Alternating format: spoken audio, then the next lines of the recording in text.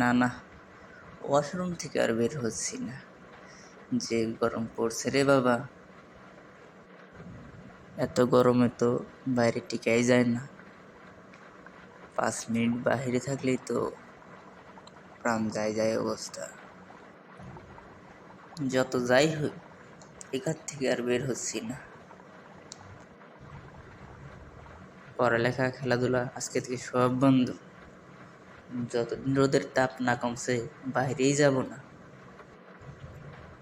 তারপরেও আবার বিদ্যুতের জ্বালা, লোডশেডিং আর লোডশেডিং।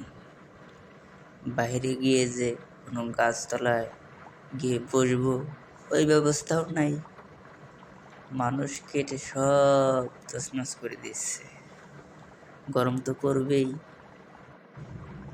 এই মানব জীবনে জ্বালার আর শেষ নাই। হে আল্লাহ, একটু রহম করো, মেঘ বৃষ্টি দেও, ঠান্ডা দেও। তোমার এই অসহায় বান্দাদের একটু বাঁচাও, দয়া করে একটু মেঘ বৃষ্টি দেও।